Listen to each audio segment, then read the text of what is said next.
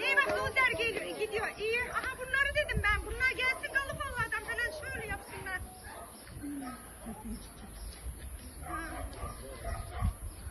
Ah gayret ha. Bu köyün rüzgarla gitti.